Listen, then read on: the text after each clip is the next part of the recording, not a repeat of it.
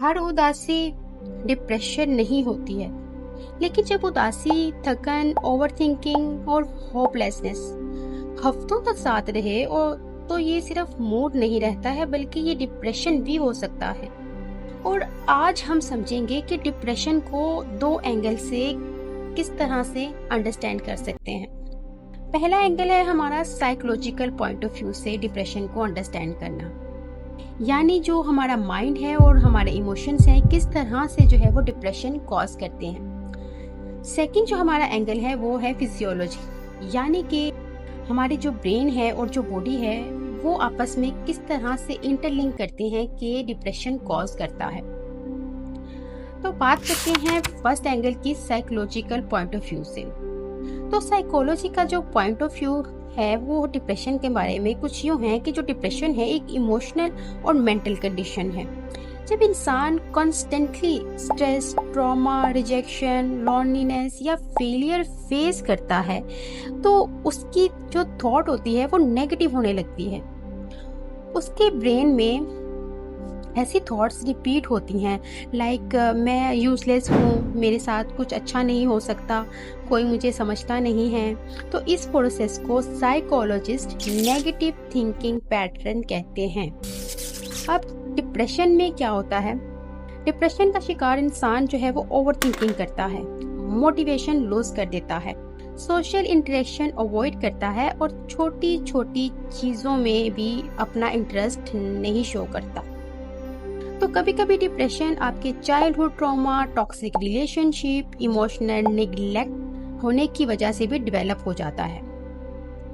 Psychology ये कहती है कि हमारी जो थॉट्स होती हैं, जो इमोशंस होते हैं और जो बिहेवियर होते हैं एक दूसरे से कनेक्टेड होते हैं।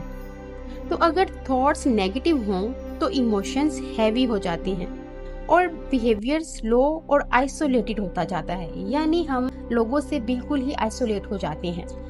बात करें फिजियोलॉजी की, तो क्या होता है कि डिप्रेशन सिर्फ इमोशंस का मसला नहीं होता, ये हमारे ब्रेन, बॉडी फिजिकली तौर पर इससे अफेक्ट करती है।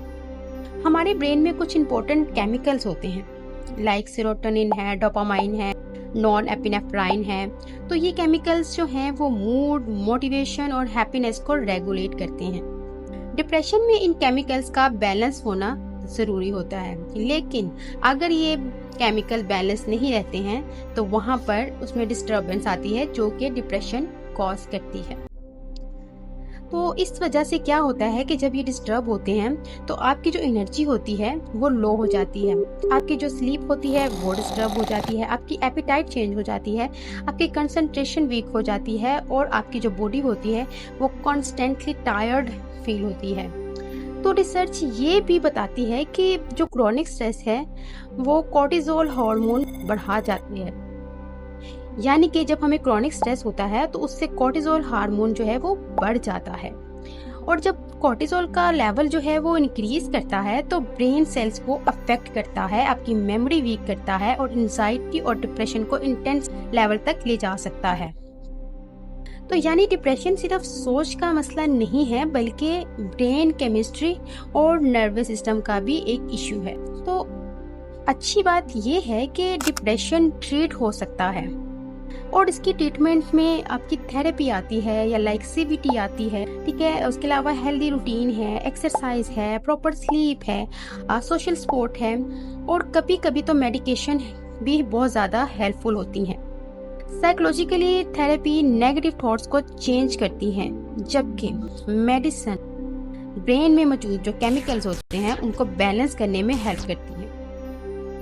और सबसे इम्पोर्टेंट बात, डिप्रेशन वीकनेस नहीं है, ये एक रियल मेंटल हेल्थ कंडीशन है। अगर आप या आपका कोई अपना डिप्रेशन का शिकार है, डिप्रेशन को फेस कर रहा है, तो हेल्प लेना वीकनेस नहीं है, बल्कि उसको करेज करें। अपने इमोशंस को इग्नोर मत करें, क्योंकि मेंटल हेल्थ भी उतनी ही इम्पोर्टेंट है जितनी physical health. Take care of your mind and your body. अल्लाह हाफिज।